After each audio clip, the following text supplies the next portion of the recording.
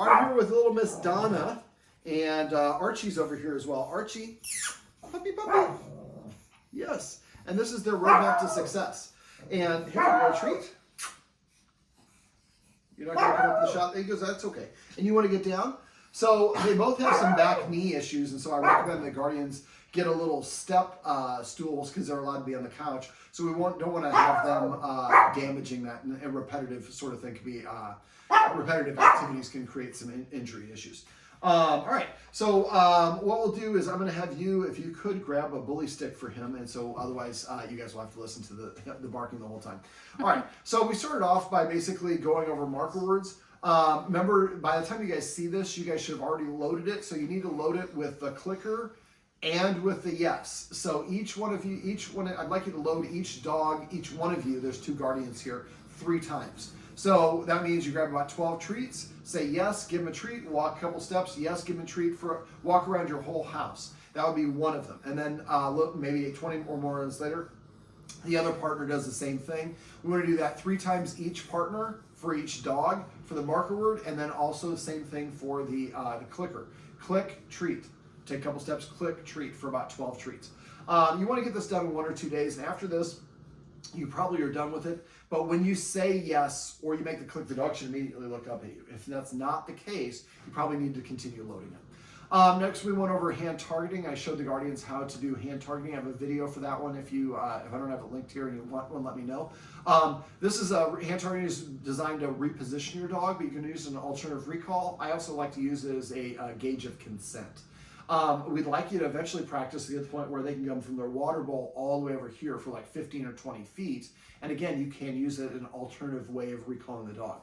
Now, after we got done with that, the first part of that exercise went over how and when to introduce cues. And so remember, don't use a cue or introduce a cue unless you're 90% certain the dog's going to do the action. So at first we're warming them up, just luring them into that position until it's easy to lure them. Then we would say the cue, do the lure, say the marker word, and give them a treat. And those should be 4 separate actions. So if I'm like, if the dog knows sit, and my treat pouch is here, I'd say sit, the dog sits, I say yes, then I reach for my treat pouch, and then I deliver the treat. A lot of people go, sit, or sit as they're reaching for it, and yes as they're giving the treat. So you don't want them together. You want them separate instances. Yes, I like your posture there. Okay, so let me see. So we also recommended whenever we introduce cues, but also recommend the guardians come up with a consolidated list of the official cues instead of come here, over here, here girl. We're just going to say here. And so the less words that we use in our vocabulary, the easier it is for dogs to understand. They don't speak English, so if we have 10 versions of a word that means the same action, it just slows down their learning.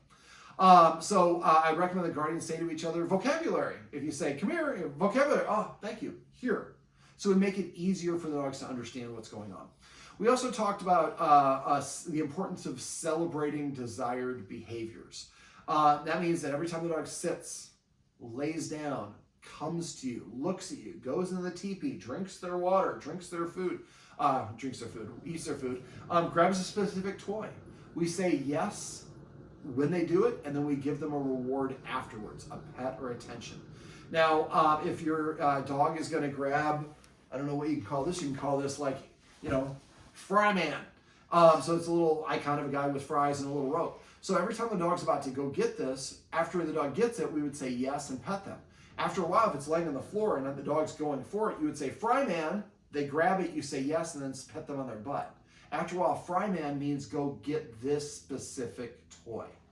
Now, something I talk to the guardians about, I didn't show them on how to do, is get a toy the dog the dog really likes. Tease them with it a little bit till they're interested. Then throw it on the ground and say, snag, if you know the dog's going to get it. If you don't know, then just throw it. When the dog goes and gets it, say yes as they pick it up, and then pet them a little bit. Don't use treats because treats cause them to drop it. And after a while, when you can predict this, I would say, snag. As I threw it, the dog goes and gets it, as she's going to do right now. And then I say, well, she didn't do it. And then I would say yes and pet the dog.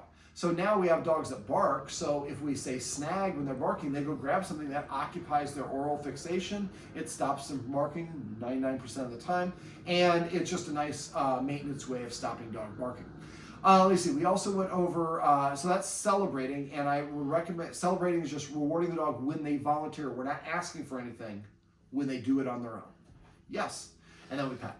Now, the other side, and we use the word celebrate to tell each other. So if I'm sitting here, the dog comes with me, and somebody says celebrate, I'm just going to say yes and pet the dog. I don't even know what it is. I'm just going to immediately pet them. And then we also went over teaching dogs manners. Archie likes to come up and bark or demand attention or scratch or nudge people for attention. He's saying, go give me some chocolate shake. What we're going to say, don't give your dog chocolate. But if you're gonna, what we're saying is sit or lay down or touch my hand, something that I'm asking you to do. I'm going to ask one time. If the dog does it, I say the mark word and pet them. If they don't do it, I just disengage and I go back to doing whatever I was doing before. There's no punishment. I'm not mad with the dog, but the dog's not getting reward or fulfilled. After a while, the dog will figure this out and will start sitting in front of you to prepay for that attention. When they do, make sure you pet them. Speaking of petting, we went over dog consent and how to read dog body language. Remember, petting a dog on top of the head or walking straight up to a dog is confrontational, leaning over a dog is intimidating, and petting on top of their head is dominating. So when you're meeting people, ask people, hey, if somebody wants to meet your dog, just say, yeah, we ask people to hold their hand up and let them sniff. And the dog sniffs and goes in and touches their hand, then the dog's saying, yes, you have my consent, and then tell them, yes, Donna really likes being petted under her chin. And then their hands here, they just go right underneath it. Now the dog is getting petted the way that it likes. A lot of dogs develop a biting or nipping behavior because we go like this, and the dog turns its head, lowers its head, ears flip back, it licks its lips, tries to move away, stares at you with a whale eye, gets stiff, goes from an open mouth to a closed mouth. Those are all warning signs. They're called cutoff signals. The dog's saying, I don't want what you're offering. I'm not interested in that. We think, but I'm going to pet you. It's a good positive thing. I'm going to pet you anyways. No, it's not. If I don't want to be hugged by you, I don't want to be hugged by you. It doesn't matter what your intent is. I don't wish to receive that. And so it's important for dogs to understand that they can say no by turning their head, and the people listen. Remember to use the ringworm thing. If your dog turns its head, just like, oh shoot, I forgot he has ringworm and it's contagious, so nobody's supposed to pet him. Why don't you tell me that as they walk away? All you're trying to do is accomplish it. Always be your dog's advocate. So if you take care of the situation, your dog doesn't need to. And learning to recognize your dog's body language. If your dog's out and about and about to meet somebody, have one of you filming sideways like this from about 10 feet away. Try to get your dog in the foreground and then the other dog, so you can see both of them. You see what your dog's behaviors are, and then eventually your dog barks and lunges at them. What did they do before that? They flip their ears back, they lift their lips, they close their mouth, they turn their head to the side, they won't try to walk away. And I kept the leash short. I didn't allow them to do it, so I trapped them. There's a fight or flight response for dogs. If we don't allow them to fight, we're leaving them with no other choice. And so for dogs that have leash reactivity, a lot of times we keep the leash too short and we're restricting their movement. Dogs communicate through movement and body language. So if we keep a short leash, that can prevent them from communicating the way they want. It also prevents their ability to move away.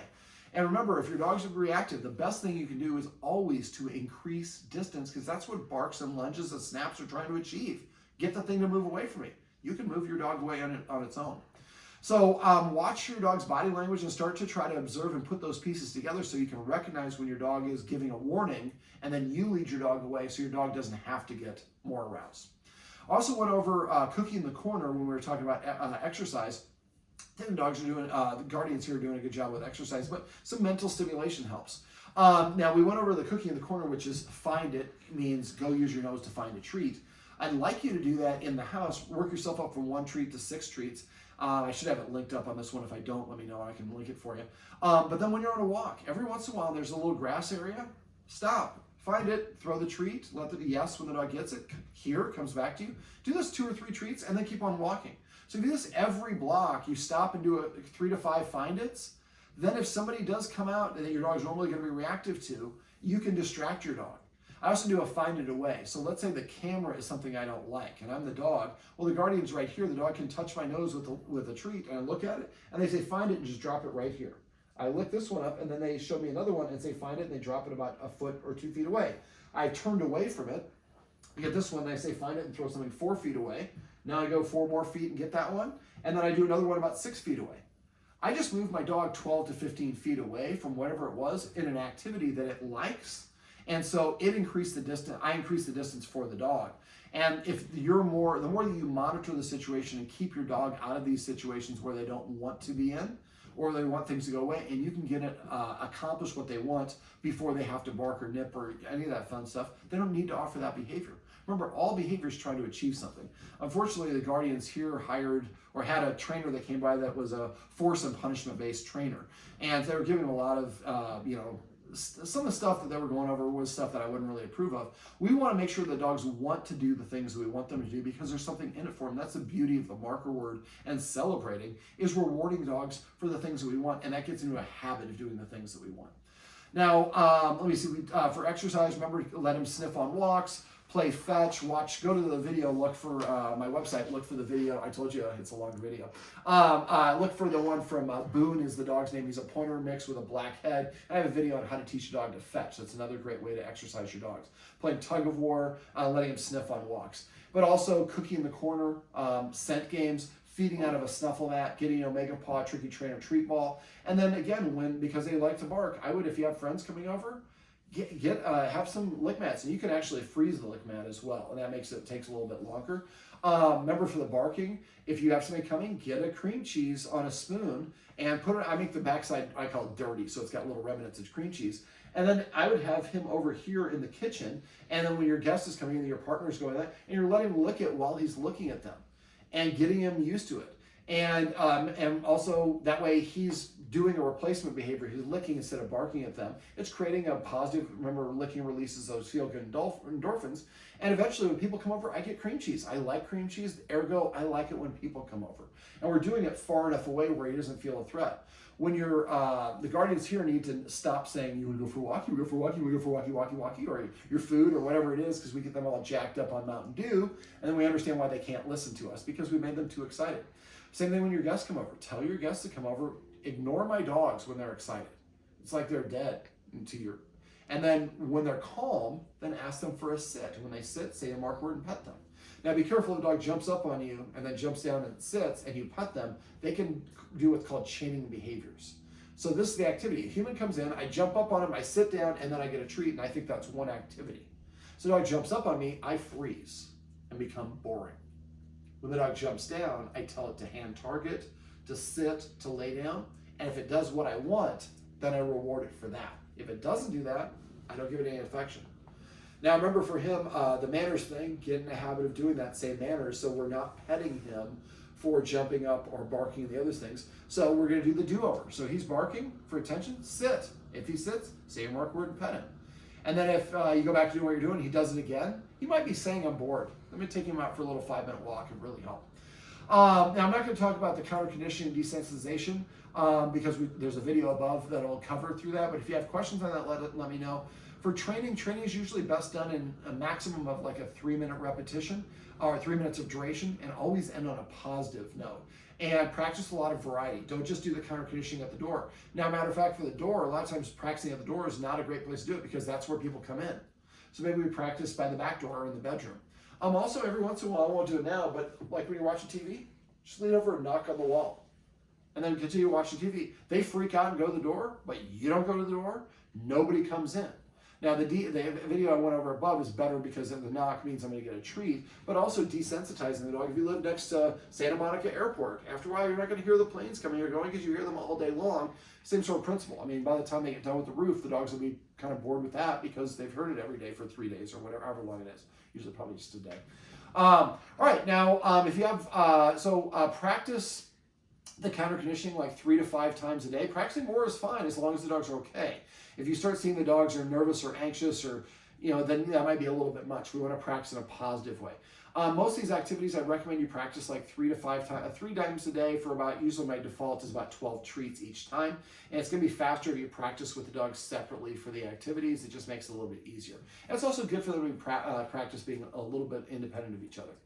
Now, if you have any other questions, please let me know. If I don't hear from you, I assume that means everything's going great. So I want to make sure that if you do have questions, even if it's not on stuff that we addressed here, that you call or text me. I can usually share videos or text with you.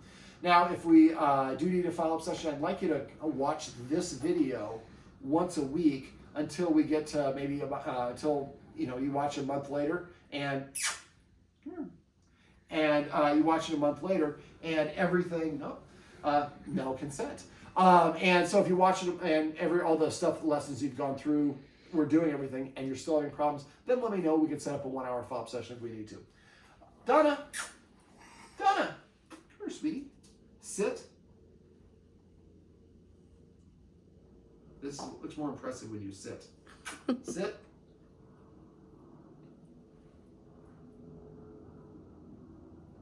How about you? Sit. Yes. Well, that's my buddy Archie. This is my girl Donna, and this is their roadmap to success. Remember, everything you do trains your dog. Only sometimes you mean it.